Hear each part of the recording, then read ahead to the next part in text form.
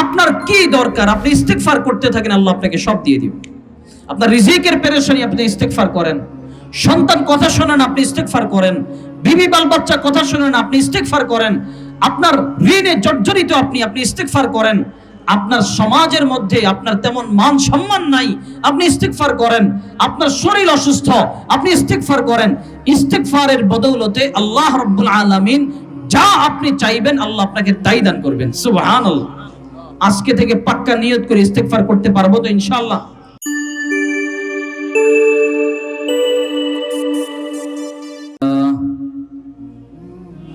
الحمد لوليه والصلاة على نبيه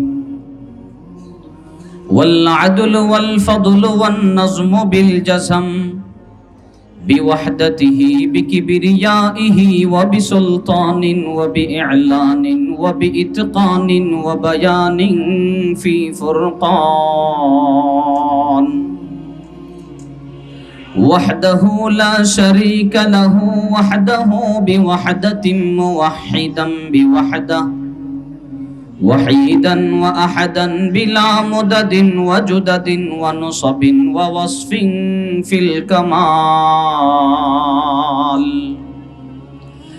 لا شريك له ولا نذير له ولا مثل له ولا مثال له ولا مقارن له ولا مكاظم له ولا مداني له ولا مجادل له ولا جلد بلد ولد جسد رض وجد وعد ونظم له ثم نشهد أن حبيب ربنا محبوبنا معصومنا أجدر الخلق جديرنا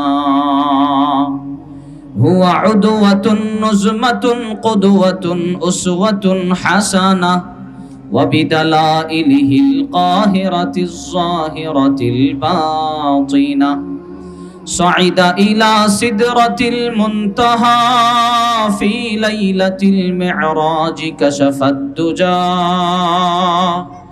ثم دنا ثم دنا ثم دنا فتدلى فكان قاب قوسين أو أدنى فقد قال تبارك وتعالى في كلامه المجيد وفرقانه الحميد أعوذ بالله من الشيطان الرجيم بسم الله الرحمن الرحيم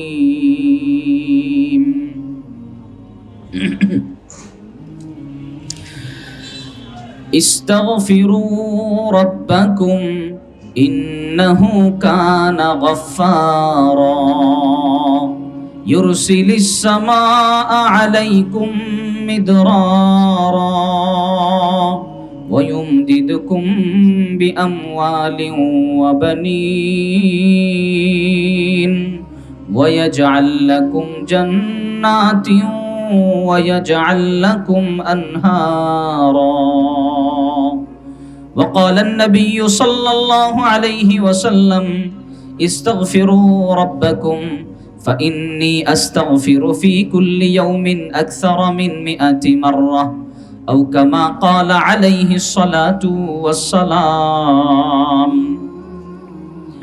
محمد سے محبت ہے دین حق کی شرط اول محمد سے محبت ہے دین حق کی شرط اول اسی میں ہو اگر خالی تو سب کچھ نامکمل اسی میں ہو اگر خالی تو سب کچھ نامکمل আল্লাহ রাব্বুল আলামিনের দরবারে লাখো কোটি শুকরিয়া যে আল্লাহ রাব্বুল আলামিন মেহেরবানি করে দয়া করে মায়া করে আমাদের সবাইকে রহমতের প্যান্ডেলের ছায়ার নিচে এসে বসার তৌফিক দান করেছেন, দ্বীনের কিছু কথা বলার এবং শোনার তৌফিক দান করেছেন। এই জন্য অন্তরের অন্তঃস্থল থেকে জোরে আওয়াজ করে বলি আলহামদুলিল্লাহ, আরো জোরে আওয়াজ করে বলি আলহামদুলিল্লাহ। আজকের এই মহতি মাহফিল, বরকতময় মাহফিল, পীরে কামেল আল্লামা নুরুল আমিন আতিকি রাহিমাহুল্লাহ, এই মিরপুর বাসীর জন্য অনেক বড় একটা নিয়ামত ছিল। তিনি রাস্তাঘাটে হাঁটতেন, যার সাথেই দেখা হতো তাকেই ভালোর কথা জিজ্ঞেস করত, যার সাথেই দেখা হতো খোঁজ খবর নিতেন, কেমন আছে, ভালো আছে কিনা, কোনো বিপদে আছে কিনা, ব্যবসা বাণিজ্যের মধ্যে কোনো লসে আছে কিনা। হাঁটতেন আর মিরপুর বাসীর জন্য দোয়া করতেন। এমন একজন মানুষ ছিলেন যার সাথেই দেখা হতো হাসি মুখে আগে নিজেই সালাম দিতেন, সালাম দিয়ে ভালোর কথা জিজ্ঞেস করতেন।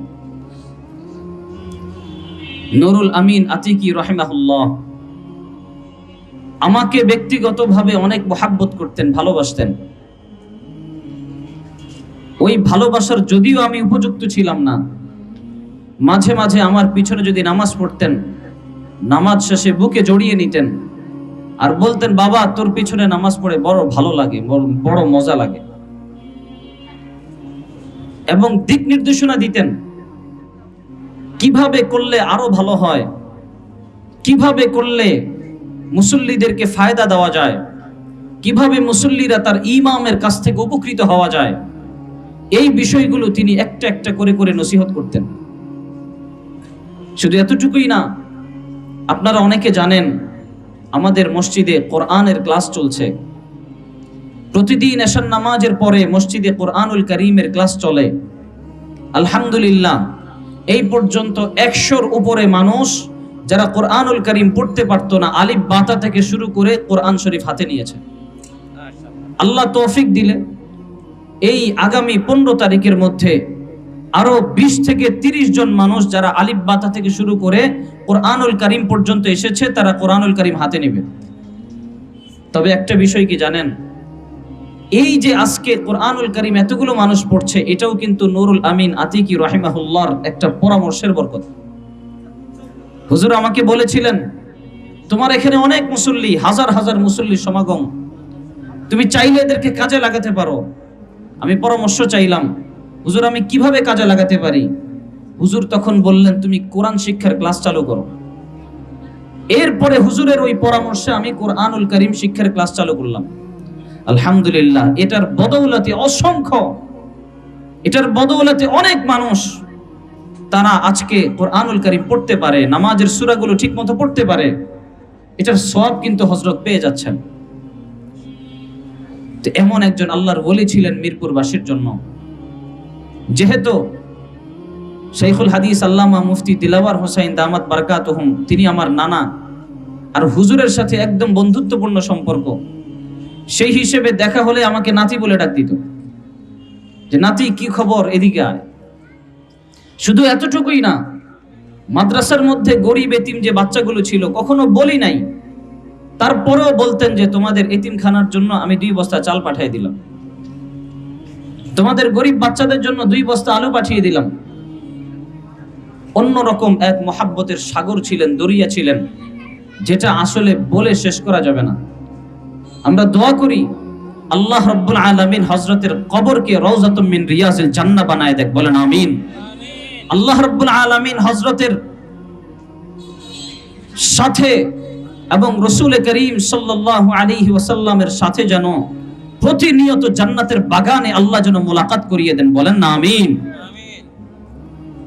তো আজকের এই মাহফিল, এই ওয়াজ মাহফিল পীরে কামেল আল্লামা নুরুল আমিন আতিকি রাহিমাহুল্লাহ তার একটা ইখলাস, তার বদৌলতের কারণেই আজকে আমাদের এই আয়োজনগুলো করা। তিনি বীজ বনে গেছেন, তার বীজ যাদের যাদের অন্তরে লেগেছে, প্রত্যেকটা মানুষ আজকে চেষ্টা করে তার পদাঙ্ক অনুসরণ করে কিভাবে দ্বীনের খেদমতগুলো সামনের দিকে এগিয়ে নেওয়া যায়। আল্লাহ তাআলা আমাদেরকেও হযরতের পদাঙ্ক অনুসরণ করে আখিরাতের কাজ করার তৌফিক দান করুক, বলেন আমিন। আমি একটি আয়াতে কারিমা তিলাওয়াত করেছি। আল্লাহ রাব্বুল আলামিন বলেন, ইস্তাগফিরু রাব্বাকুম ইন্নাহু কানা গফফারা ও বান্দা, তোমরা বেশি বেশি ইস্তেগফার পাঠ করো। আমরা কেমন যেন আল্লাহকে প্রশ্ন করলাম যে আল্লাহ, আমরা যদি ইস্তেগফার পাঠ করি আপনি আমাদেরকে কি দিবেন? আল্লাহ বলেন ইন্নাহু কানা গাফফারা, বান্দা তুমি ইস্তেগফার করবে আর আমি আল্লাহকে ক্ষমাশীল দয়ালু আল্লাহ হিসেবে পেয়ে যাবে। সুবহানাল্লাহ। হাদিসে কুদসি আল্লাহ রাব্বুল আলামিন বলেন, বান্দা যদি গুনাহ করতে করতে আসমান জমিন ভরিয়ে ফেলে, বান্দার গুনাহ যদি সমুদ্রের ফেনা পরিমাণ হয়, বান্দার গুনাহ যদি আসমানের মধ্যবর্তী স্থান যেই পরিমাণ এটার চাইতে আরো বেশি বড় হয়, বান্দা যদি খালেস দিলে মুহাব্বতের সাথে অনুতপ্ত হয়ে আমি আল্লাহকে একটা বার মুহাব্বতের সুরে ডাক দিয়ে যদি বলে আল্লাহ আপনি আমাকে মাফ করে দেন, আমার আল্লাহ বলেন ওয়ালা উবালি হাত্তা আস্তাগফিরাহু, আমি দুনিয়ার কারো কোনো পরোয়া করি না, আমি সাথে সাথে বান্দাকে মাফ করে দেই। সুবহানাল্লাহ। আল্লাহ সাথে সাথে বান্দাকে মাফ করে দেন। এরপরে কেমন যেন আমরা প্রশ্ন করলাম যে আল্লাহ, এই আমরা আপনার ইস্তেগফার পাঠ করব, বুঝলাম আপনি আমাদেরকে ক্ষমা করে দিবেন, আচ্ছা আল্লাহ আপনি আমাদেরকে আর কি কি দিবেন? আল্লাহ তাআলা কুরআনুল কারীমের আয়াতের পরের অংশে বলেন ইউরসিলিস সামাআ আলাইকুম মিদরারা, আসমান থেকে তোমাদের জন্য আমি মুষলধারে বৃষ্টি বর্ষণ করব। মুষলধারে বৃষ্টি বর্ষণ করবেন আল্লাহ। বাকি কিভাবে বর্ষণ করবেন?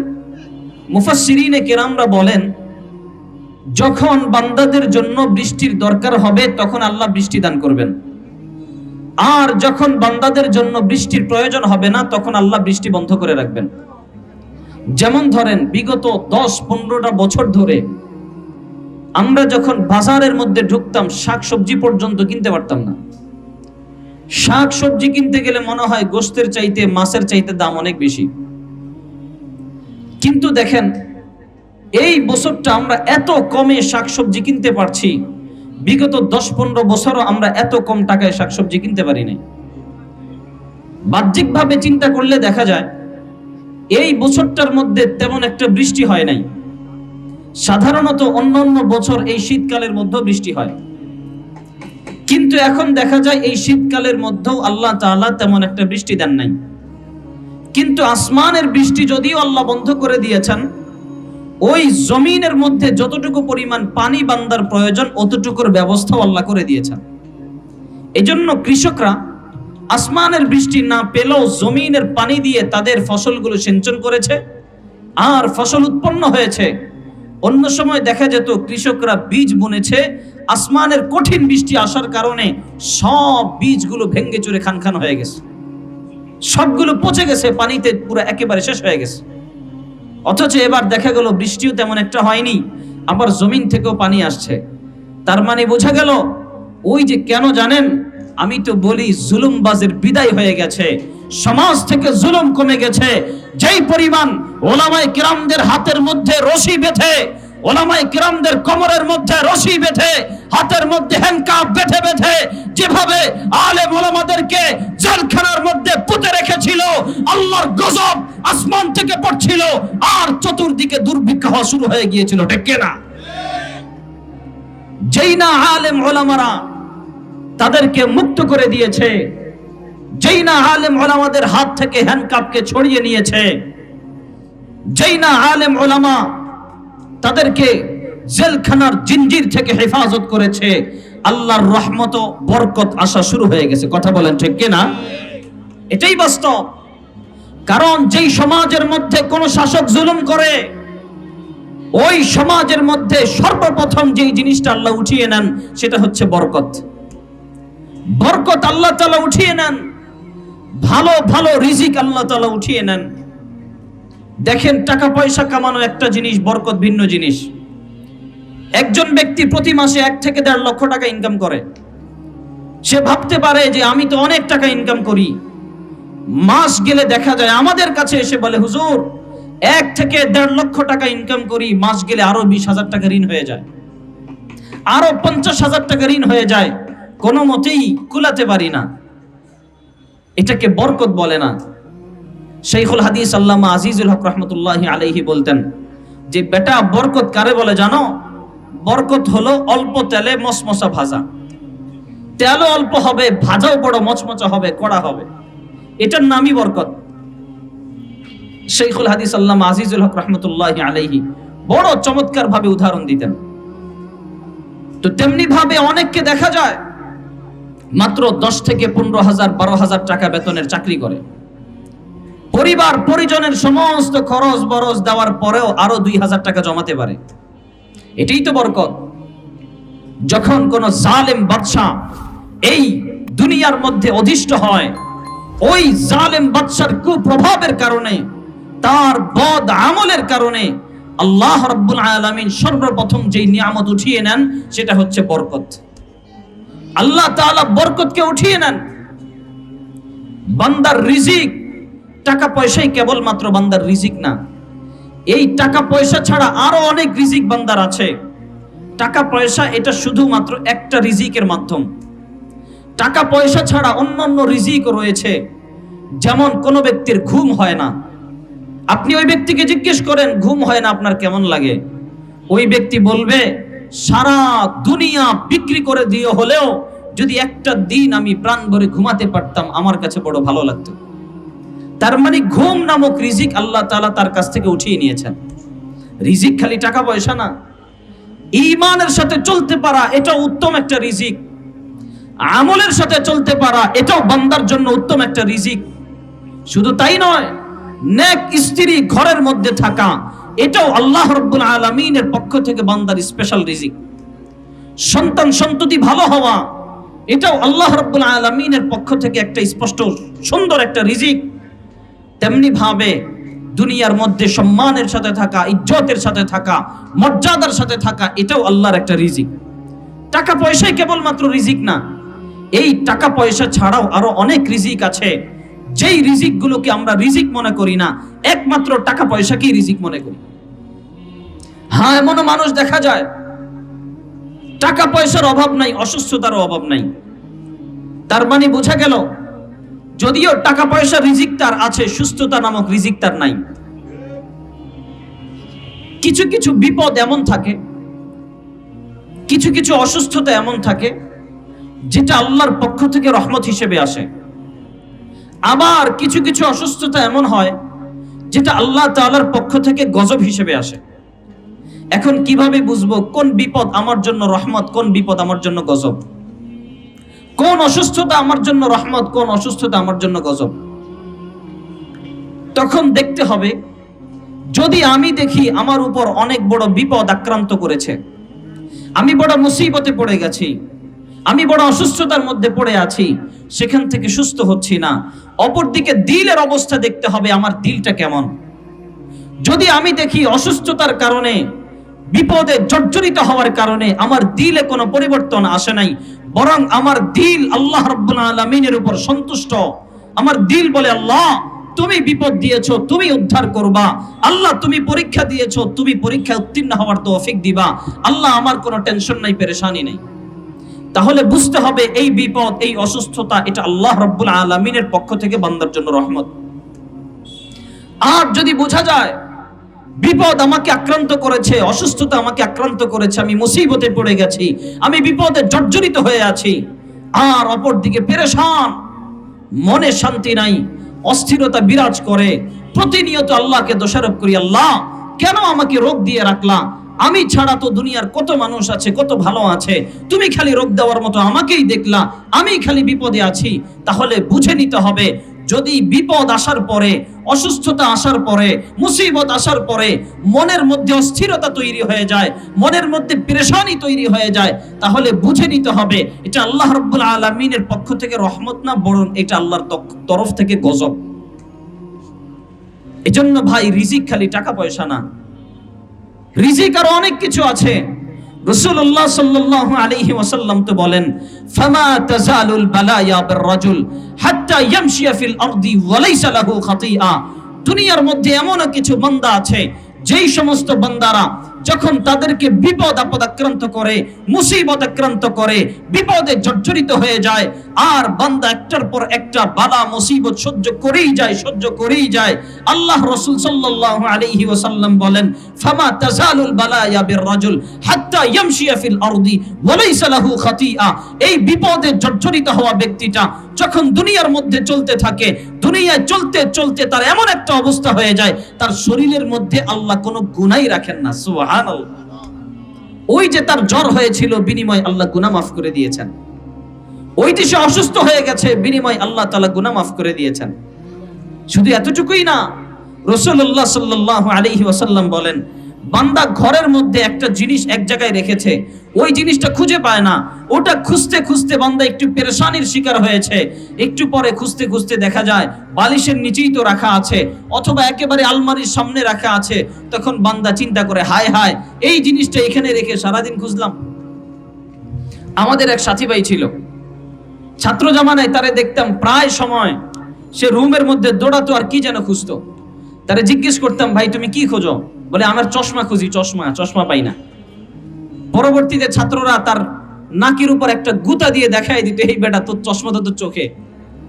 মানে চশমাটা চোখের মধ্যে রেখে সারা ঘর খুঁজতো, যে আমার চশমা কই, চশমা তো খুঁজে পাই না।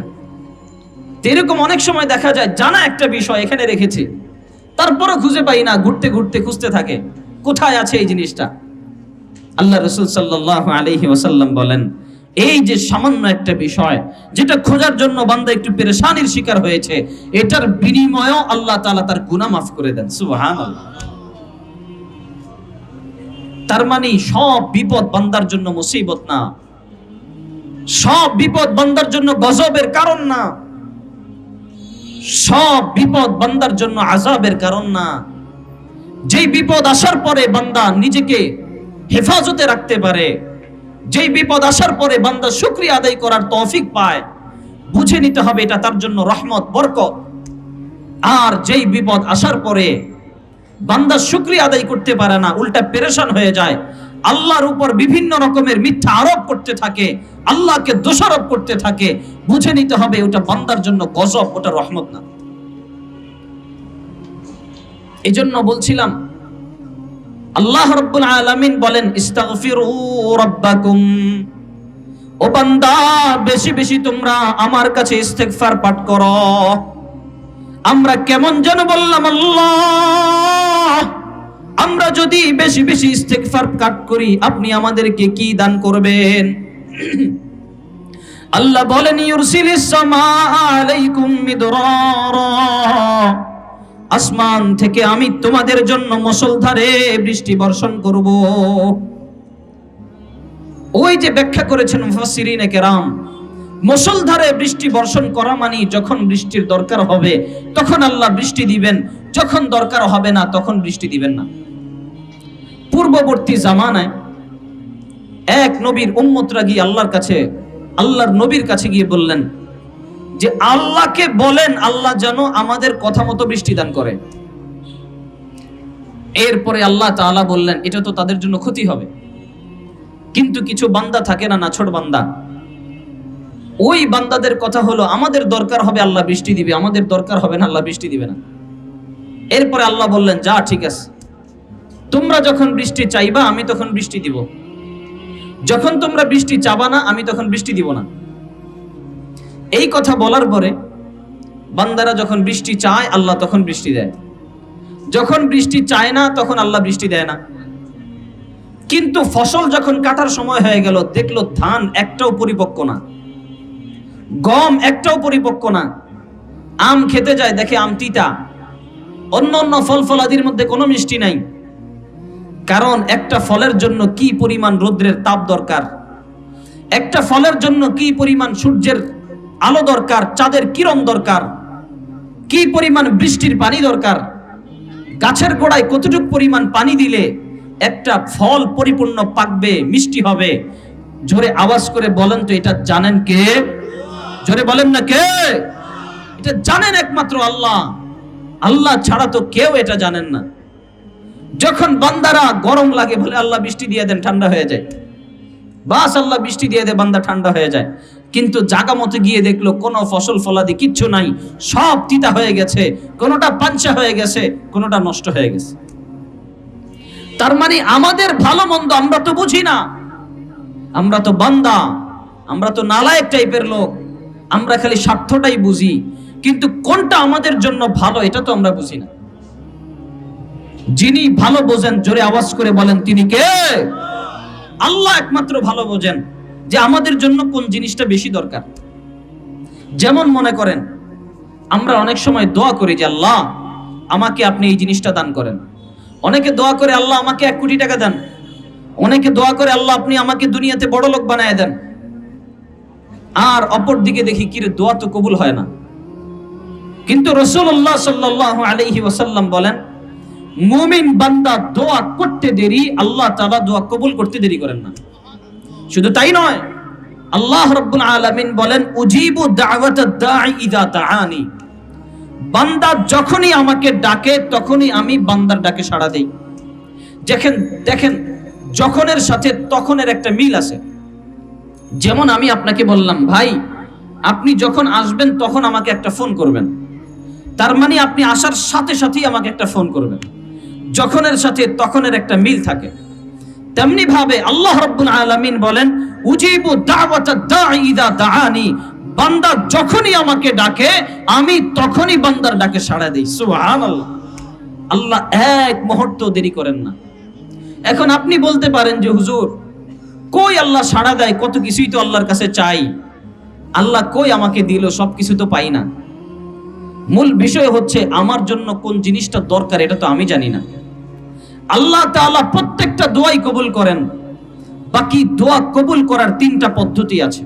এই জবান খুলে আওয়াজ করে বলেন তো কয়টা পদ্ধতি আছে? জোরে বলেন না কয়টা? 3টা পদ্ধতি আছে। 1 নাম্বার পদ্ধতি হলো আল্লাহর কাছে যা আমি তলব করলাম চাইলাম আল্লাহ আমাকে সেটাই দিল, এটা 1 নাম্বার পদ্ধতি। যেমন বললাম আল্লাহ আপনি আমাকে 1 লক্ষ টাকা দান করেন, আল্লাহ আমাকে 1 লক্ষ টাকা দান করে দিলেন। অথবা আল্লাহর কাছে চাইলাম যে আল্লাহ আমার ব্যবসাটা ভালো করে দেন, আল্লাহ ভালো করে দিল। তার মানে যা আল্লাহর কাছে চাইলাম আল্লাহ আমাকে তাই দান করলেন। এটা এক ধরনের দোয়া কবুল হয়। 2 নাম্বার দোয়া কিভাবে কবুল হয়?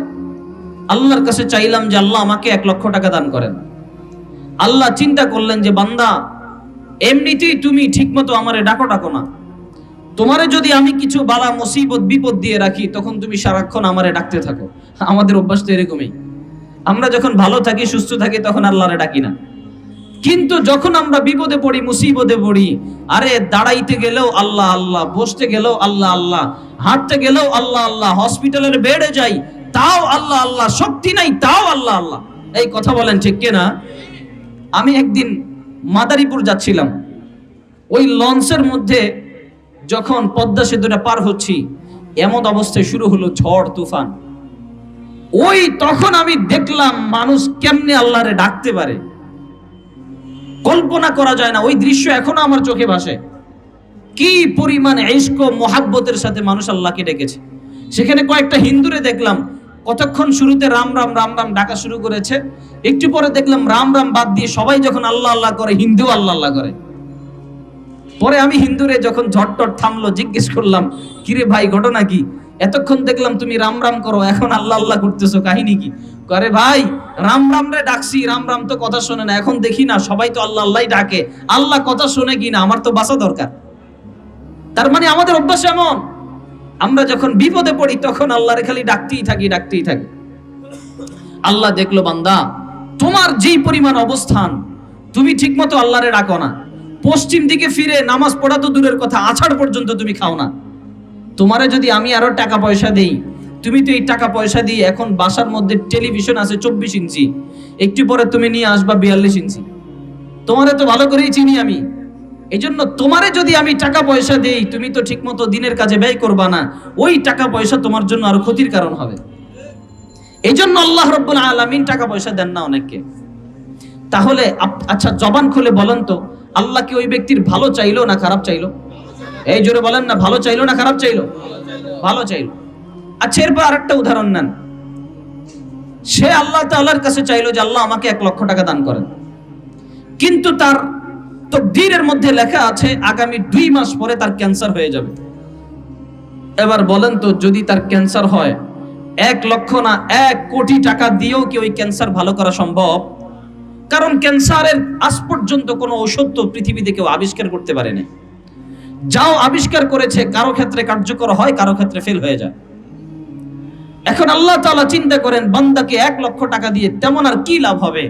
আচ্ছা, আমি একটা কাজ করি, বান্দাকে 1 লক্ষ টাকা দিলাম না, বিনিময়ে বান্দার কপালে যে মারাত্মক ব্যাধি, মরণ ব্যাধি ক্যান্সার ছিল, ওই ক্যান্সারটাকে আমি তার কপাল থেকে দূর করে দিলাম। সুবহানাল্লাহ। আমরা বুঝি না, বোঝেন কে? তিনি বুঝেন আমাদের জন্য কোনটা ভালো।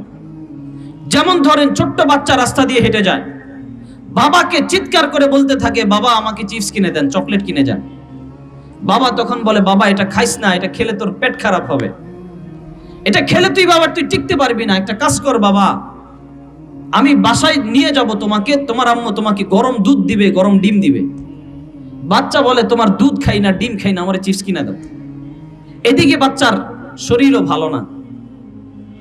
এখন বাচ্চা যখন তার আবদার বাবার কাছ থেকে পূরণ করতে পারলো না, বাচ্চা তখন মনে করে, আমার আব্বা মনে হয় আমারে ভালোবাসে, আমার আব্বা হয়তো আমার কথা শুনে না। আব্বা যদি আমাকে ভালোবাসতো, কথা শুনতো, তাইলে তো আমাকে চিপস কিনে দিত। দেখবেন বাচ্চারা অনেক সময় রাগ করে বলে, তোমার সাথে আমার কথা নাই, আমি তোমার সাথে কথা বলবো না। কেন কথা বলবো না? তুমি যে আমাকে চিপস কিনে দাও নাই, এজন্য তোমার সাথে কথা বলবো না, তোমার সাথে আমি রাগ করছি। এই ধরনের শব্দগুলো বাচ্চারা ব্যবহার করে। কিন্তু বাচ্চা তো জানে না এই চিপসটা খেলে ওর পেট খারাপ হবে, এই চকলেটটা খেলে তার দাঁতে পোকা হবে, এটা তার জন্য ক্ষতিকর। বরং এটার চাইতে কোটি গুণে আরো বেশি দামি খাবার হচ্ছে তার জন্য দুধ, তার জন্য ডিম। তেমনি ভাবে আমরা বান্দারাও তো অবুঝ। আল্লাহ তাআলা তো আমাদের ক্ষেত্রে বলেন, ইন্নাহু কানা যালুমান জাহুলা। আমরা তো জাহেল, আমরা তো অজ্ঞ, আমরা নিজের উপর জুলুম করি। আমরা তো অবুঝ মানুষ, আমরা তো বুঝি না কোনটা আমাদের জন্য ভালো, কোনটা আমাদের জন্য খারাপ। এজন্য আল্লাহ রাব্বুল আলামিন আমাদের জন্য যেটা ভালো, আল্লাহ আমাদেরকে সেটাই দান করেন। আমি চাইলাম 1 লক্ষ টাকা, আল্লাহ চিন্তা করলেন, ক্যান্সার হলে 1 লক্ষ না, বাড়ি গাড়ি সব বিক্রি করলো, কোনো লাভ নাই। যাও বান্দা, তোমাকে এটা দিলাম না, তার চাইতে ভালো কিছু আমি তোমাকে দান করে দিলাম। সুবহানাল্লাহ। তার মানে 2টা স্টেপ গেল। 1 নাম্বার, দোয়া কবুল হওয়ার পদ্ধতি, যা আল্লাহর কাছে চাইলাম আল্লাহ আমাকে তাই দান করলেন। 2য় নাম্বার, দোয়া কবুল হওয়ার পদ্ধতি, আল্লাহর কাছে আমি যা চাইলাম আল্লাহ আমাকে সেটা দিলেন না, বরঞ্চ আল্লাহ তাআলা তার চাইতে ভালো কিছু আমাকে দান করলেন। এবার আসেন 3য় নাম্বার পদ্ধতি। আল্লাহর কাছে চাইলাম, আল্লাহ 1 লক্ষ টাকা দেন, আল্লাহ আমাকে 1 লক্ষ টাকা দিলেন না। এরপরে চাইলাম, আল্লাহ আপনি এটার চাইতে আমাকে ভালো কিছু দান করেন, আল্লাহ আমাকে ভালো কিছু দান করলো না। মানে এটার চাওয়ার বিনিময়ে দুনিয়াতে আমি কিছুই পাই নাই। কিন্তু আল্লাহ রাব্বুল আলামিন তো আমার জন্য কোনটা ভালো এটা আল্লাহ ভালো জানেন। আল্লাহ তাআলা আমার জন্য এই যে আমি আল্লাহর কাছে চাইলাম, ওই চাওয়ার বিনিময়ে যেটা আল্লাহ আমাকে দিবেন, কয়েকশো গুণ নিয়ামত বাড়িয়ে দিয়ে আল্লাহ সেটা আখিরাতের জন্য রেখে দেন। মানুষ যখন সব চাইতে বিপদে পড়বে, কখন? কিয়ামতের ময়দানে। ইয়াউমা ইয়াফিরুল মারউ মিন আখিহি ওয়া উম্মিহি ওয়া আবিহি ওয়া সাহিবাতিহি ওয়া বানিহি লিকুল্লি ইমরিইম মিনহুম ইয়াউমাইযিন শা'নুন ইউগনিহি। ওই কিয়ামতের ময়দানে বান্দারা সব চাইতে বেশি বড় বিপদে থাকবে, যেদিন প্রত্যেকটা মানুষ ইয়া নাফসি করতে থাকবে। প্রত্যেকটা বাবা তার সন্তান থেকে পলায়ন করবে, সন্তান বাবার কাছ থেকে পলায়ন করবে। এমনকি নিজের জন্মদাতা মা, ওই মা পর্যন্ত সন্তানকে অস্বীকার করে বসবে। মা বলবে, না না না, দুনিয়ার মধ্যে আমার কোনো সন্তানই তো ছিল না। বাবা তার সন্তানকে অস্বীকার করে বসবে, ভাই ভাইয়ের কাছ থেকে পলায়ন করবে। প্রত্যেকটা মানুষ ইয়া নাফসি করতে থাকবে। সূর্যগুলো মানুষের মাথার উপরে চলে আসবে, সূর্যের তাপে মানুষের মাথার মগজগুলো টকবক টকবক করতে থাকবে। প্রত্যেকটা মানুষ পিপাসায় এত কাতর থাকবে, ওই পিপাসার কারণে জিহ্বাটা সামনের দিকে 2 হাত সামনে বের হয়ে যাবে। মানুষ পানি পানি পানি বলে চিৎকার করবে, কিন্তু না, পানি দেওয়ার মতো কেউ থাকবে না। এমন কিছু ফেরেশতা থাকবে যেই সমস্ত ফেরেশতারা পানির সেই কলসি নিয়ে নিয়ে দৌড়াতে থাকবে, আর ফেরেশতারা আওয়াজ দেবে, পানি কার লাগবে পানি। ওটা দুনিয়ার সাধারণ কোনো পানি না, ওটা দুনিয়ার কোনো মিষ্টি পানি না, ওই পানিটা হবে মানুষের শরীর থেকে বের হওয়া পুষ, ওই পানিটা হবে মানুষের শরীর থেকে পচা গলা দুর্গন্ধযুক্ত চামড়া, ওই পানিটা হবে মানুষের পচা রক্ত থেকে দুর্গন্ধযুক্ত ময়লা। এগুলো দিয়ে যখন গরম করে পানি তৈরি করা হবে, ওই পানিটা নিয়ে যখন মানুষের সামনে রাখবে, ওই গন্ধে পর্যন্ত মানুষ বমি করে দিবে। কিন্তু পিপাসা এত কাতর থাকবে, পিপাসা এত মারাত্মক থাকবে, প্রত্যেকটা মানুষ ওই দিন ওই গন্ধের কথা আর চিন্তা করবে না। মনে মনে ভাববে, এই পানিটা যদি আমি একটু খেতে পারি, আমার মনে হয় পিপাসাটা মিটে যাবে। যেই না গ্লাসটা নিয়ে মুখের মধ্যে দিয়ে গটগট করে গিলে ফেলবে, পানিটা এত গরম থাকবে, ওই রক্ত দুর্গন্ধযুক্ত পচা ময়লা পুজের পানিগুলা যখন গলার ভিতর দিয়ে ঢুকবে, যেখানেই যাবে সব কিছুকে গলিয়ে গলিয়ে, পেটের নাড়ি ভুঁড়িগুলোকে গলিয়ে পায়খানার রাস্তা দিয়ে চুপচুপ করে বের করে দিবে। প্রত্যেকটা মানুষ গুনাহ অনুযায়ী ঘামের মধ্যে থাকবে। যেই ব্যক্তির গুনাহ কম, ওই ব্যক্তির ঘাম ঝরতে ঝরতে টাকনু পর্যন্ত হয়ে যাবে। যার গুনাহ একটু বেশি, তার ঘাম ঝরতে ঝরতে হাঁটু পর্যন্ত হয়ে যাবে। যার গুনাহ একটু বেশি, তার ঘাম ঝরতে ঝরতে কোমর পর্যন্ত হয়ে যাবে। এমন মানুষ থাকবে যাদের ঘাম হতে হতে নাক পর্যন্ত হয়ে যাবে। এমন মানুষ থাকবে যারা ওই ঘামের মধ্যে সাঁতরাইতে থাকবে।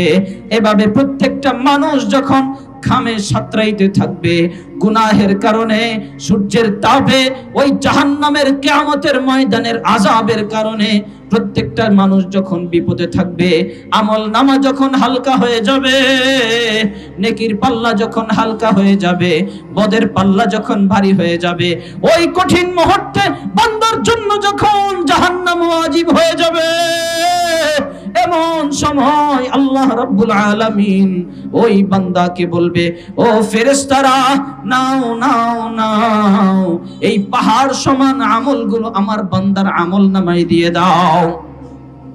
বান্দা তখন বলবে, আল্লাহ, এত নামাজ আমি জীবনে পড়ি নাই, এত দান সদকা আমি জীবনে করি নাই, এত কিছু আমি ইবাদত বন্দেগী, এত তাহাজ্জুদ, এত হজ যাকাত আমি করি নাই।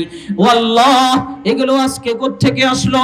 আল্লাহ রাব্বুল আলামিন তখন বান্দাকে বলবে, ও বান্দা, তুমি তো দুনিয়াতে আমার কাছে কত কিছু চাইছিলা, আমি আল্লাহ তোমাকে দুনিয়াতে দেই নাই, আমি তোমার সব চাইতে বিপদের মুহূর্তের জন্য আমি রেখে দিয়েছি। ও বান্দা, আমি জানি আজকের মতো বিপদ তোমার জীবনে ইতিপূর্বে কখনো আসে নাই, সামনেও কোনোদিন আসবে না। ও বান্দা, আমি তোমার সেই দোয়ার ফসলগুলো আজকে তোমার বিপদের জন্য রেখে দিয়েছি। যেই না আমল নামাগুলো নেকির পাল্লার সাথে যুক্ত করা হবে, সাথে সাথে নেকির পাল্লা ভারী হয়ে যাবে, গুনাহের পাল্লা হালকা হয়ে যাবে, বান্দা হাসতে হাসতে জান্নাতে চলে যাবে। সুবহানাল্লাহ। তার মানে বোঝা যায়, দোয়া করলে আল্লাহ দোয়া কবুল করেন।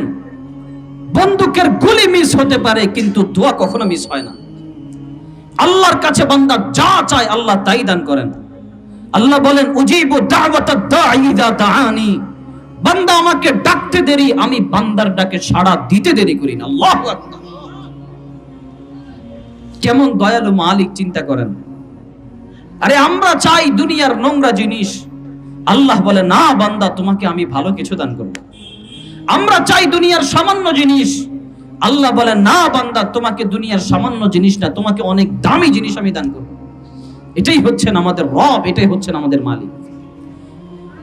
বাকি হ্যাঁ, এমনও কিছু মানুষ দুনিয়াতে আছে যারা আসমানের দিকে হাত তোলে কিন্তু তাদের হাতের সেই দোয়াটা কবুল করা হয় না। কেন? এই যে সামনে শবে বরাআত আসছে, সামনে শবে কদর আসবে, ওই শবে বরাআতে, ওই শবে কদরে তাদের দোয়াগুলো কবুল হয় না। তার কারণটা কি? রাসূলুল্লাহ সাল্লাল্লাহু আলাইহি ওয়াসাল্লাম বলেন, কিছু কিছু বান্দা তো এমন আছে আসমানের দিকে দুইটা হাত তুলে থাকবে আর বলে, ইয়া রব্বি কাযা ওয়া কাযা, আল্লাহ আপনি আমাকে এমন এমন এমন এমন কিছু দান করেন। ওয়ালাকিন গুযিয়া বিল হারাম ওয়া শুরিবা বিল হারাম। রাসূল বলেন, সে হারাম খেয়েছিল, সে হারাম পান করেছিল, ওই হারাম খাওয়ার কারণে, ওই হারাম পান করার কারণে তার শরীরের মধ্যে যখন সব কিছু নাপাকে পরিপূর্ণ হয়ে গেল, দুইটা হাত যদি আসমানে তুলে, ওই দোয়া আর আসমানে পৌঁছে না, ওটা ফেরেশতারা জমিনে পাঠিয়ে দেয়। এই জন্য দোয়া কবুল হওয়ার শর্ত হারাম থেকে বেঁচে থাকা। হারাম খাওয়া যাবে না, সুদের সাথে লেনদেন করা যাবে না, ব্যাংকের সাথে লেনদেন করা যাবে না, ব্যাংকের সুদ খাওয়া যাবে না, ঘুষ খাওয়া যাবে না, হারাম খাওয়া যাবে না, অন্যের সম্পদ খাওয়া যাবে না। এগুলো যদি কোনো বান্দা খেয়ে থাকে, ওই বান্দা বড় মুসিবতে পড়ে যাবে, বড় বিপদে পড়ে যাবে। ওই বান্দা আল্লাহর কাছে দোয়া করলে দোয়াও কবুল হয় না। এক সাহাবী এসে বললেন, ইয়া রাসূলুল্লাহ, আমাকে এমন কোন আমল বলে দেন আমি যেন ইবাদত গুজার বান্দাদের মধ্যে শ্রেষ্ঠতম ইবাদত গুজার বান্দা হয়ে যায়। রাসূলুল্লাহ সাল্লাল্লাহু আলাইহি ওয়াসাল্লাম এক কথায় তাকে জবাব দিয়ে দিলেন। রাসূল বলেন, ইত্তাকিল মাহারিম তাকুন আবাদান নাস। ও সাহাবী, তুমি হারাম ছেড়ে দাও, তুমি ইবাদত গুজার বান্দাদের মধ্যে শ্রেষ্ঠতম বান্দা হয়ে যাবা। সুবহানাল্লাহ। একটাই কাজ, হারাম ছেড়ে দাও। আপনি দেখবেন, আপনি যদি হারাম ছেড়ে দেন, আপনার দিলের মধ্যে ইবাদতের স্বাদ আসবে, আপনি সিজদার স্বাদ পাবেন, কোরআনুল কারীম তেলাওয়াতের স্বাদ পাবেন, নামাজের স্বাদ পাবেন, জিকিরের স্বাদ পাবেন। আর যদি আপনি হারাম খেতে থাকেন, অপর দিকে নামাজ পড়েন, নামাজের স্বাদ আপনি পাবেন না। একদিকে হারাম খাবেন, অপর দিকে যদি আপনি আল্লাহর কাছে দোয়া করতে থাকেন, ওই মুনাজাতের স্বাদ আপনি পাবেন না। ইবাদতের স্বাদ আল্লাহ আপনার কাছ থেকে উঠিয়ে নেবেন। আর যদি দেখা যায় আপনি বেশি বেশি হালাল খান, হালাল রিজিক আপনি ভক্ষণ করেন, তাহলে দেখা যাবে আল্লাহ রাব্বুল আলামিন আপনার অন্তরে এমন সুখ, এমন শান্তি দান করবেন যেটা আপনি কল্পনাও করতে পারবেন না। এই জন্যই আল্লাহ রাব্বুল আলামিন বলেন, ইস্তাগফিরু রাব্বাকুম ইন্নাহু কানা গফফারা। ও বান্দা, তোমরা ইস্তিগফার পাঠ করো। ইস্তিগফার পাঠ করলে আল্লাহ রাব্বুল আলামিনকে ক্ষমাশীল হিসেবে তোমরা পেয়ে যাবা। ইউরসিলিস সামাআ আলাইকুম মিদরারা। আল্লাহ আসমান থেকে আমাদের জন্য মুষলধারে বৃষ্টি বর্ষণ করবেন। এরপরে কেমন যেন আমরা আল্লাহকে প্রশ্ন করলাম, ও আল্লাহ, আপনি আমাদেরকে আর কি দিবেন? আল্লাহ রাব্বুল আলামিন বলেন, ওয়ায়ুমদিদুকুম বিআমওয়াল। ও বান্দা, তোমাদেরকে আমি ধন সম্পদ বাড়ায়া দিব। ইস্তিগফারের বদৌলতে বান্দার ধন সম্পদ বেড়ে যায়। আপনি বিশ্বাস করেন, আপনি টাকা পয়সার সমস্যায় আছেন, আপনি রিজিকের সমস্যা আছেন, আপনি ঋণে জর্জরিত হয়ে আছেন, আপনি বালা মুসিবতে জর্জরিত হয়ে আছেন, আপনি বিশ্বাস করেন, আপনি বেশি বেশি ইস্তিগফার পাঠ করেন, দেখবেন আপনার ঋণও থাকবে না, বালা মুসিবতও থাকবে না, আপনার কোনো বিপদও থাকবে না। এটা আল্লাহর ওয়াদা। ওয়ায়ুমদিদুকুম বিআমওয়াল। আল্লাহ বলেছেন তোমাদের ধন সম্পদ আমি বাড়িয়ে দিব ইস্তিগফারের বদৌলতে। কেউ যদি নিয়মিত 1000 বার ইস্তিগফার পাঠ করে, আস্তাগফিরুল্লাহ আস্তাগফিরুল্লাহ আস্তাগফিরুল্লাহ আস্তাগফিরুল্লাহ পড়তে থাকে, মাঝে মাঝে পুরাটা পড়বেন, আস্তাগফিরুল্লাহ রাব্বি মিন কুল্লি যামবিন ওয়া আতুবু ইলাইক লা হাওলা ওয়ালা কুওয়াতা ইল্লা বিল্লাহিল আলিয়্যিল আযীম। মাঝে মাঝে যদি পুরাটা পাঠ করেন, তাহলে ইনশাআল্লাহ দেখবেন ইস্তিগফারের বদৌলতে আল্লাহ রাব্বুল আলামিন আপনার ধন সম্পদকে বাড়িয়ে দিবেন। সুবহানাল্লাহ। মুহাদ্দিস দেহলভী রাহমাতুল্লাহি আলাইহি পুরা ভারত উপমহাদেশের মধ্যে সবচাইতে বড় মুহাদ্দিস, যার মাধ্যমে আমরা বুখারী শরীফের সবক আমরা পেয়েছি। এই মুহাদ্দিস দেহলভী রাহমাতুল্লাহি আলাইহি তিনি এমন মুহাদ্দিস দেহলভী রাহমাতুল্লাহি আলাইহি একবার সফরে গেলেন। সফরে যাওয়ার পরে, এখন না বর্তমানে হোটেল মোটেল আছে যেখানে মানুষ থাকতে পারে, তৎকালীন জামানাতে এমন ব্যবস্থা ছিল না। একজন রুটিওয়ালার কাছে গিয়ে বসলেন। রুটিওয়ালা রুটি বানাচ্ছে আর মুখ থেকে বিড়বিড় বিড়বিড় করে কি যেন পড়ছে। রুটিওয়ালাকে তিনি প্রশ্ন করলেন, ভাই আপনি মুখ নেড়ে নেড়ে কি পড়ছেন? রুটিওয়ালা তখন এই কথা বললেন যে ভাই, আমি যতক্ষণ রুটি বানাই আমার হাতে কাজ চলে, কিন্তু জবানেতে কোনো কাজ চলে না। দেখেন আল্লাহ তাআলা জিহ্বাটা আমাদেরকে এমন ভাবে বানিয়েছেন, এই জিহ্বা নাড়াতে কিন্তু মানুষের কষ্ট হয় না। পৃথিবীর সব অঙ্গ প্রত্যঙ্গ যদি আপনি নাড়ান কষ্ট লাগতে পারে, জিহ্বা নাড়াতে বান্দার কষ্ট হয় না। অনেক সহজে আল্লাহ তাআলা এই জিহ্বাটাকে নাড়ানোর তৌফিক দিয়েছেন। আবার এই জিহ্বার হেফাজত স্বয়ং আল্লাহ রাব্বুল আলামিন করেন। আপনি দেখেন বিভিন্ন হসপিটালে যদি আপনি যান, আপনি প্রত্যেকটা হসপিটালে খেয়াল করবেন নাক বিশেষজ্ঞ আছে, কান বিশেষজ্ঞ আছে, গলা বিশেষজ্ঞ আছে, চোখ বিশেষজ্ঞ আছে, হার্ট বিশেষজ্ঞ আছে, কিডনি বিশেষজ্ঞ আছে, শরীরের অঙ্গ প্রত্যঙ্গ যাই আপনি দেখেন না কেন সব বিশেষজ্ঞ পাবেন। কিন্তু আজ পর্যন্ত কোন ডাক্তারের নেম প্লেটে লেখা পাবেন না যে উনি জিহ্বা বিশেষজ্ঞ। এই কথা বলেন আছে? পৃথিবীতে কোনো জিহ্বা বিশেষজ্ঞ নাই, কারণ এই জিহ্বাকে হেফাজত করেন কে? আল্লাহ রাব্বুল আলামিন জিহ্বাকে হেফাজত করেন। জিহ্বা এমন একটা বদৌলত, এমন একটা নিয়ামত, এটা নাড়তে কোনো কষ্ট হয় না। হাতে কাজ করেন কিন্তু জিহ্বা চালানো যায়। জিহ্বা আল্লাহ আল্লাহ আল্লাহ আল্লাহ আল্লাহ আল্লাহ করতে থাক, আপনি চলতে থাকেন, জিহ্বা কিন্তু আল্লাহকে ডাকতে পারে। হাফিজ জি হুজুর রাহমাতুল্লাহি আলাইহি তিনি যখন বাথরুমে যেতেন উনি জিহ্বাটাকে পুরো উল্টা কামড় দিতেন। একটা কামড় দেওয়াতে এভাবে, আরেকটা হলো উল্টা কামড় দেওয়া, এভাবে একদম সামনের মাথাটা পিছনে দিয়ে এরপরে মাঝখানে কামড় দেওয়া কঠিন ভাবে, যেন জিহ্বা নাড়াচাড়া না করতে পারে। তিনি তো আল্লাহর আশিক ছিলেন। এজন্য হাফিজ জি হুজুর রাহমাতুল্লাহি আলাইহি সব সময় আল্লাহ আল্লাহ আল্লাহ আল্লাহ করতে থাকতেন। কিন্তু অবস্থাটা এমন দাঁড়ায়, তিনি যখন বাথরুমে যেত তখনও তার জিহ্বাকে ধরে রাখতে পারত না। ওই জিহ্বাটা তখন আল্লাহ আল্লাহ আল্লাহ আল্লাহ বলে লাফাতে থাকতো। ওই জিহ্বাটাকে কন্ট্রোল করার জন্য তিনি কামড় দিতেন, তাও পারতেন না। একটা পর্যায়ে অনেক জোরে জিহ্বাকে উল্টিয়ে কামড় দিয়ে রাখতেন। একদিন বাথরুম থেকে বের হয়ে আসার পরে দেখা গেল হাফিজ জি হুজুর রাহমাতুল্লাহি আলাইহির দুইটা গালের এই জায়গার থেকে রক্ত পড়ছে। তখন অন্যরা জিজ্ঞেস করলো, হুজুর আপনার জিহ্বা থেকে কিভাবে রক্ত পড়ছে? হুজুর তখন বললেন, বাথরুমে যাওয়ার পরও জিহ্বাটা খালি আল্লাহ আল্লাহ করতেই আসে, কিন্তু বাথরুমে তো আল্লাহর নাম নেওয়া যায় না। আমি জোরে কামড় দিলাম, তারপরও জিহ্বা আল্লাহ আল্লাহ করে, এরপরে আরো জোরে কামড় দিলাম যেন জিহ্বা না নড়তে পারে। বাথরুমে অন্তত আল্লাহর নামটা যেন জিহ্বা না নেয়, জিহ্বা শোনে না, জিহ্বা খালি বারবার আল্লাহ আল্লাহ করতে থাকে। ওই আল্লাহ আল্লাহ শব্দকে দমানোর জন্য আমি যখন জোরে কামড় দেই তখন আমার দাঁতের আঘাতে জিহ্বা কেটে রক্ত বের হওয়া শুরু হয়েছে। আল্লাহ আল্লাহ क्या मुबारक नाम है, अल्लाह अल्लाह मोमिनों का काम है, अल्लाह अल्लाह क्या मुबारक नाम है, अल्लाह अल्लाह आशिकों का काम है। যেই ব্যক্তির অন্তরে আল্লাহর ভালোবাসা, আল্লাহর ইশক ঢুকে গেছে, ওই ব্যক্তির কাছে পৃথিবীর সব কিছুর চাইতে আল্লাহর নাম ভালো লাগে। আল্লাহ তাআলা আমাকে আপনাকে এই দুনিয়াতে পাঠিয়েছেন আল্লাহর নাম নেওয়ার জন্য। এই আসমান জমিন চাঁদ সূর্য যা কিছু আছে না কেন সব আল্লাহ আল্লাহ জিকির করে। আল্লাহ বলেন ওয়ালাকিন লা তাফকাহুনা তাসবিহাহুম, কিন্তু বান্দা তোমরা তাদের তাসবিহগুলো শোনো না। সবাই আল্লাহ আল্লাহ জিকির করে, কারণ যেদিন থেকে আল্লাহ তাআলা এই দুনিয়াটাকে সৃষ্টি করেছেন সেদিন থেকে দুনিয়ার ভিতরে যা আছে তাদের কাজগুলোকে আল্লাহ তাআলা বন্টন করে দিয়েছেন।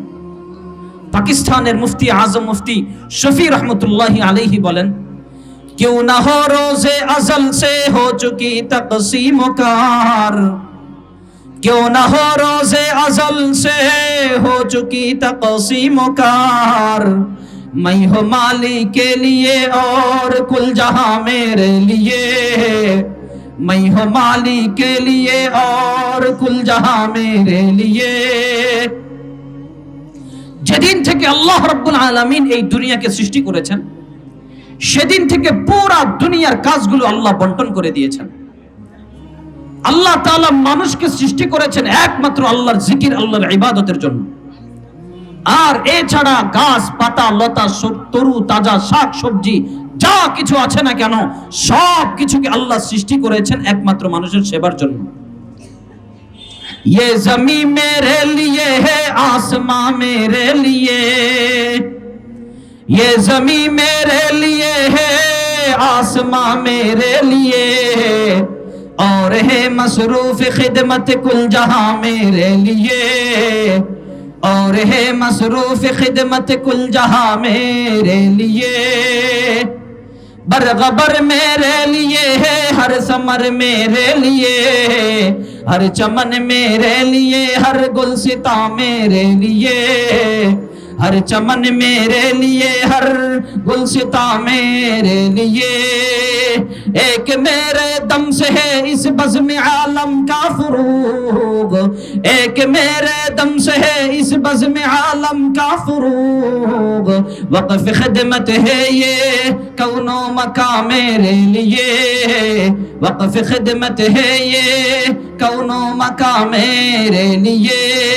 জোরে আওয়াজ করে বলি আমাদের রবকে, আরো জোরে আওয়াজ করে বলি আমাদের রবকে। এই আল্লাহ রাব্বুল আলামিন আসমান জমিনের মধ্যবর্তীতে যা কিছু আল্লাহ সৃষ্টি করেছেন, এই গাছপালা তরুলতা শাক সবজি খাল বিল নদী নালা পাহাড় পর্বত থেকে শুরু করে যা আছে না কেন আল্লাহ তাআলা সব কিছুকে সৃষ্টি করেছেন আমার আপনার সেবার জন্য, আর আমাকে আপনাকে বানিয়েছেন এক আল্লাহর জন্য। বলেন আল্লাহু আকবার। এই জন্য ইস্তিগফারের বদৌলতে বান্দা পৃথিবীতে সবকিছু পায় যদি বান্দা আল্লাহকে ডাকে।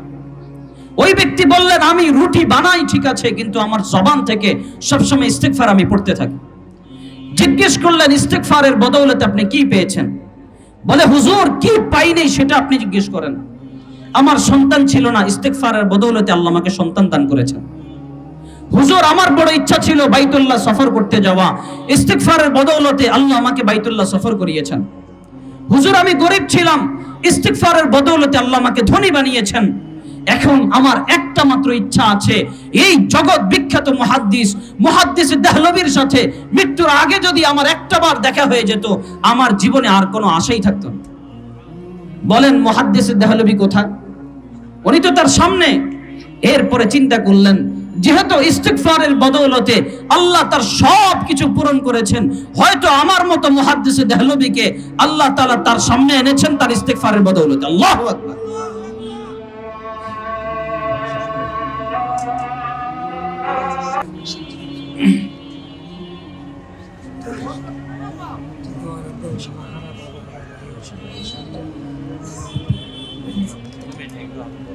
যাই হোক, বলছিলাম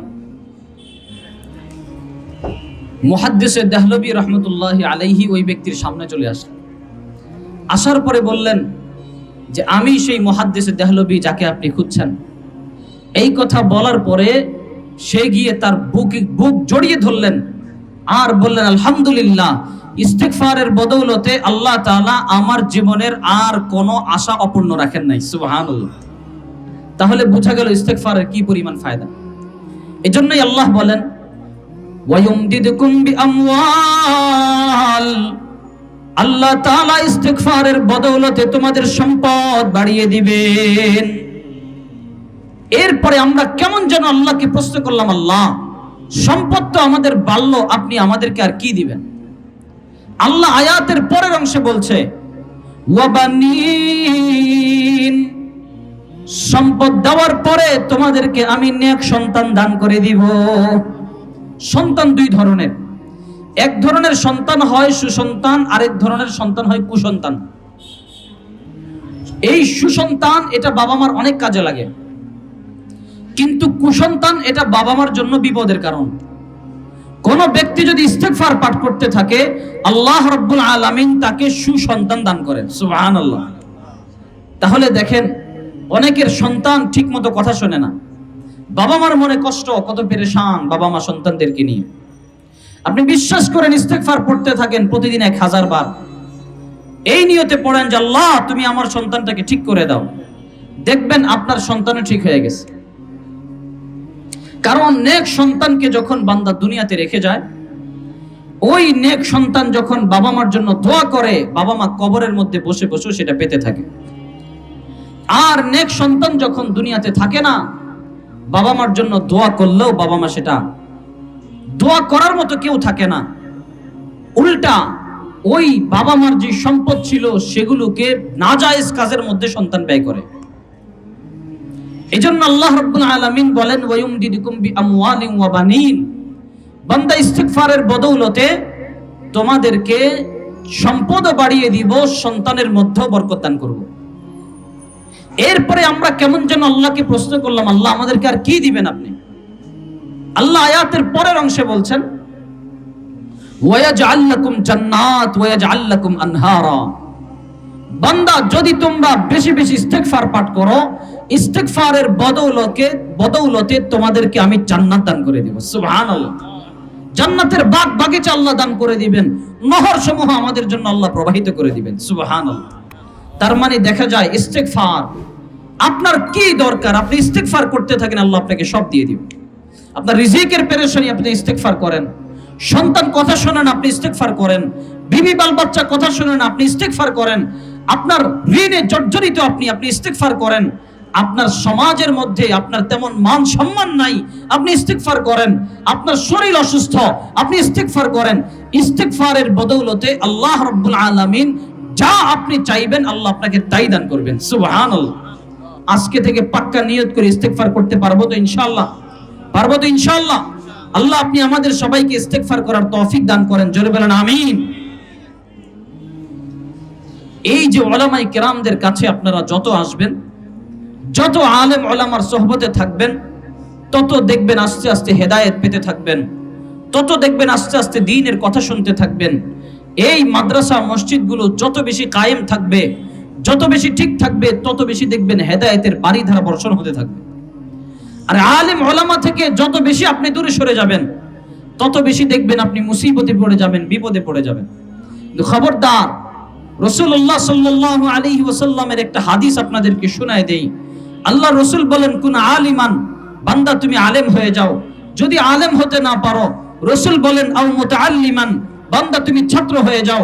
ছাত্র যদি না হতে পারো, আও মুঈনান, আলেম ওলামার সহযোগিতা করো। যদি আলেম ওলামার সহযোগিতা না করতে পারো, আও মুহিব্বান, আলেম ওলামাকে ভালোবাসো। যদি আলেম ওলামাকে ভালো না বাসতে পারো, রাসূল বলেছেন, খবরদার, ওয়ালা তাকুন খামিসা, পঞ্চম নাম্বার হয়ো না, মানে আলেম ওলামার সাথে বিদ্বেষ পোষণ করো না।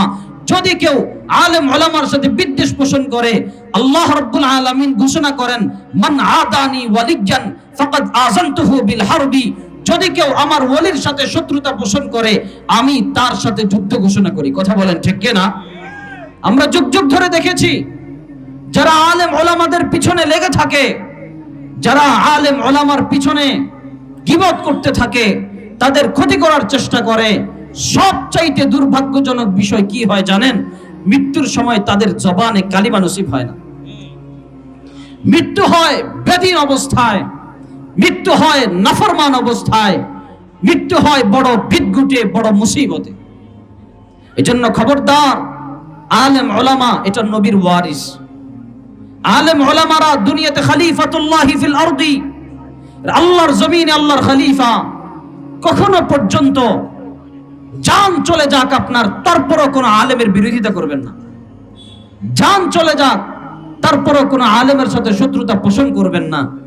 যদি জেনে শুনে কেউ ইচ্ছাকৃতভাবে দ্বীনের উপর নারাজ হয়ে কোনো আলেমের সাথে শত্রুতা পোষণ করে, পৃথিবীর যত ফতোয়ার কিতাব আছে আপনি উল্টান, প্রত্যেকটা ফতোয়ার কিতাবের মধ্যে লেখা আছে তার বউ পর্যন্ত তালাক হয়ে যায়, সে বেঈমান হয়ে যায়। নাউজুবিল্লাহ বলেন। তার বউ তালাক হয়ে যায়, সে বেঈমান পর্যন্ত হয়ে যায়। এজন্য আল্লাহর ওয়াস্তে কোনো আলেমের সাথে বিদ্বেষ পোষণ করব না, কোনো আলেমের সাথে শত্রুতা পোষণ করব না।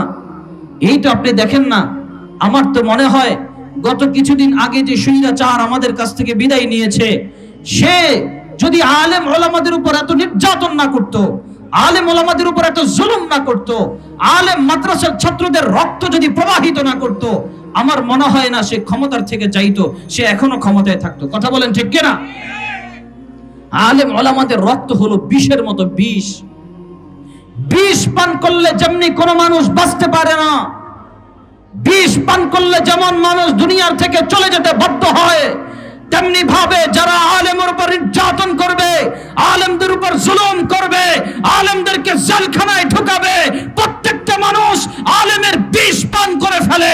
তারাও দুনিয়াতে বাঁচতে পারে না, তারা সম্মানের সাথে দুনিয়াতে থাকতে পারে না, বরং লাঞ্ছিত হয়ে দুনিয়ার থেকে যাওয়া লাগে, ঠিক কিনা? এটাই বাস্তব। এজন্য খবরদার, আল্লাহ বড় ঘোষণা করে গেছেন, মান আদানি ওয়ালিয়ান ফাকাদ আযানতুহু বিল হারবি। কেউ যদি আল্লাহর সাথে শত্রুতা পোষণ করতে চায়, কেউ যদি আল্লাহর সাথে যুদ্ধ ঘোষণা করতে চায়, কেউ যদি আল্লাহর প্রতিদ্বন্দ্বী হতে চায়, সে যেন আলেম ওলামাদের বিরোধিতা করে, আলেম ওলামার সাথে শত্রুতা পোষণ করে।